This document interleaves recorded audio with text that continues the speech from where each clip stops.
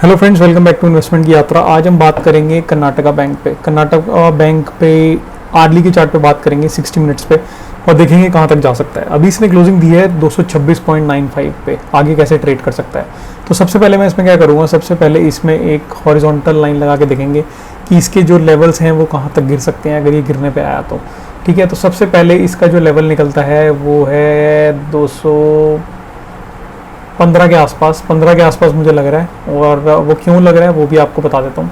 तो यहाँ आप देखेंगे इसको यहाँ पे सपोर्ट मिला था, इस लेवल पे सपोर्ट मिला था। ठीक है, 15 के आसपास, एक मिनट, थोड़ा सा ये 15।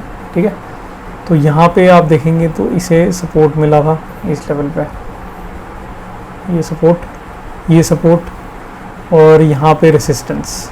ठीक है, तो अगर ये गिरना शुरू करता है और 224 के लेवल काटता है, 224 पे भी एक सपोर्ट दिख रहा है मुझे, तो अगर 224 का सपोर्ट काटेगा तो ये नीचे आ सकता है। यहाँ पे देखेंगे तो आप 224 पे भी इसको एक सपोर्ट मिल रहा है।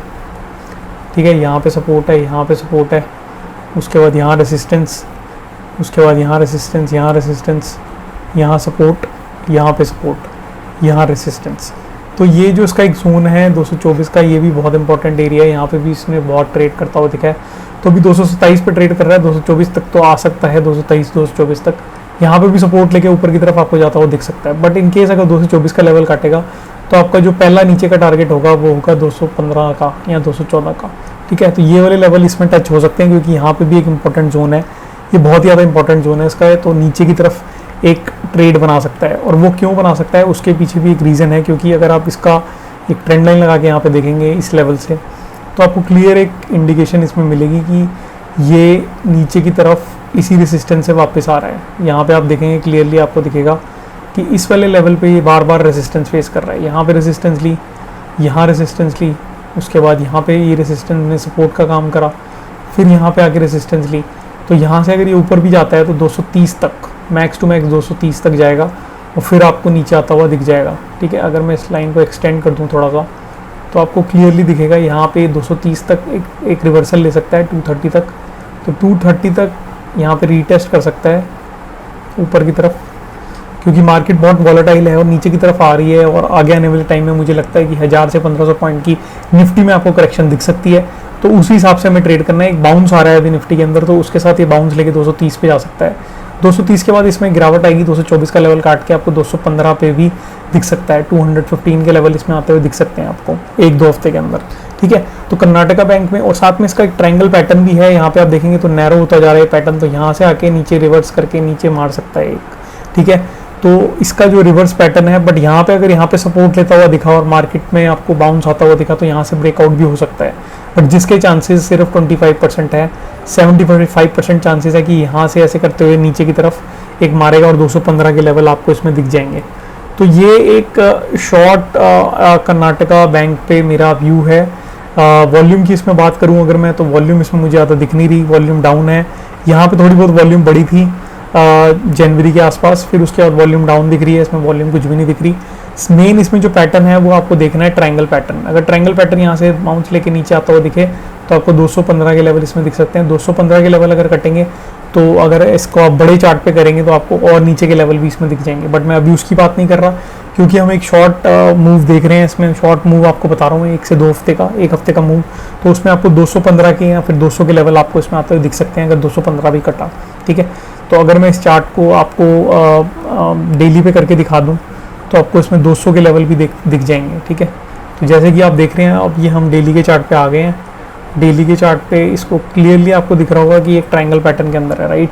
तो अगर मैं इसमें नीचे के लेवल मार्क करूं कि अगर ये 215 के लेवल काटता है तो कहाँ तक के लेवल आएंगे, तो आपको इस लेवल में दिख सकते हैं, यहाँ तक के 200 के लेवल भी आपको दिख सकते हैं। 200 के लेवल क्यों कह रहा हूँ, क्योंकि यहाँ पे देखोगे आप तो यहाँ पे सपोर्ट मिला, यहाँ रेजिस्टेंस मिली, यहाँ फिर सपोर्ट मिला। तो इस रेंज तक यहाँ पे बाउंस लेके नीचे मारेगा। 215 आपका पहला टारगेट और उसके बाद नीचे आपका 200 का टारगेट। तो यहाँ से भी अभी आपको 25 पॉइंट पड़े हुए हैं। ठीक है, जो नीचे आ सकता है। और यहाँ से अगर आप देखेंगे 250 से, तो 2 हफ्ते में ऑलरेडी ये 10% डाउन आ चुका है। यहाँ से 250 से 225 पे ट्रेड कर रहा है, तो 25 पॉइंट्स 2 वीक्स के अंदर ऑलरेडी आपको गिरावट दिखा चुका है 10% की। तो यहाँ से 10% की गिरावट और इसमें आ सकती है। और 200 के लेवल इसमें आपको आते हुए दिख सकते हैं। तो हमारा टारगेट जो लेवल होगा वो 200 का होगा मेरे हिसाब से, ठीक है, आने वाले टाइम में। और ये ट्रायंगल पैटर्न का आपको ब्रेक डाउन होता हुआ यहाँ पे दिख जाएगा। बट अगर ब्रेकआउट होता हुआ दिखे तो आप अपने हिसाब से पोजीशन को बना सकते हैं, ठीक है। बट खुद का एनालिसिस करें, अपने फाइनेंशियल एडवाइजर से पूछें तभी ट्रेड लें। मेरा सिर्फ व्यू था, ये सिर्फ एजुकेशनल पर्पज़ के लिए, और ये इसमें कोई भी रिकमेंडेशन नहीं है मेरी। टेलीग्राम पे आप मुझे फॉलो कर सकते हैं, अगर किसी स्टॉक में डाउट हो वहाँ पूछ सकते हैं। इस स्टॉक से रिलेटेड भी मार्केट, लाइव मार्केट के अंदर मैं लेवल्स वगैरह शेयर करता रहूँगा और आपको गाइड करता रहूँगा।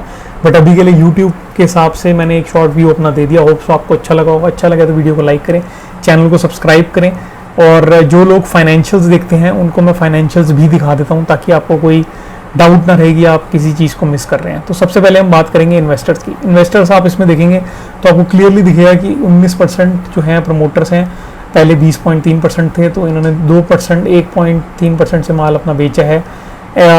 DIs की बात करूं तो ये जो है FIs थे। DIs की बात करूं 5.7 से 19% पे आ गए हैं एक साल के अंदर। तो DIs ने इसमें बहुत माल खरीदा है, कम से कम 14% इसमें बाय किया है DIs ने। उसके बाद अगर पब्लिक की बात करूं तो 74% से 62 पे आ गए, और 13% पब्लिक का माल DIs ने ले लिया है। तो बैंक, कर्नाटका बैंक में साफ दिख रहा है कि पब्लिक से माल लिया जा रहा है, एक्यूमुलेशन हो रही है और पब्लिक को पता नहीं चल रहा। दैट्स वाई मैं आपको ये दिखाता हूँ, ताकि आपको एक आइडिया मिले कि फाइनेंशियल्स में, इन्वेस्टर होल्डिंग में, शेयर होल्डर पैटर्न में क्या चेंज आया पिछले एक साल के अंदर। यहाँ पे आप देखेंगे नेट प्रॉफिट की बात करेंगे तो 432 करोड़ था 2020 में, उसके बाद 483 हुआ, 509, 1100 करोड़, 1300 करोड़। तो इसमें आपको हमेशा एक इंक्रीज देखने को मिलेगा प्रॉफिटेबिलिटी के अंदर, नेट प्रॉफिट के अंदर। तो प्रॉफिटेबिलिटी में इसमें कोई दिक्कत नहीं है।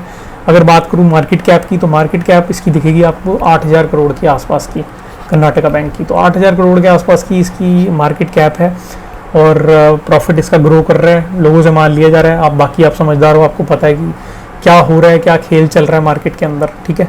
मेरे को ज़्यादा बोलने की जरूरत नहीं है। बट चार्ट पे जो हमें दिख रहा है वो मैंने आपको बता दिया कि थोड़ा सा एक इसमें मार्केट जितनी वॉलेटाइल है उसमें थोड़ा आपको और सस्ते में मिल सकता है ये। अगर नीचे आता हुआ दिखे, थोड़ा वेट करें पेशेंसली। अगर नीचे आता हुआ दिखे तो 200 पे आप एक्यूमुलेट थोड़ा बहुत ऐड करना शुरू कर सकते हैं। बट अपना खुद का एनालिसिस करें तभी ऐड करें। और मैंने अपना व्यू शेयर कर दिया। कोई डाउट हो तो टेलीग्राम पे फॉलो कर लें, यूट्यूब पे सब्सक्राइब कर लें। मैं मिलता हूँ फिर किसी वीडियो में, तब तक के लिए सेफली ट्रेड करें। Take care, bye.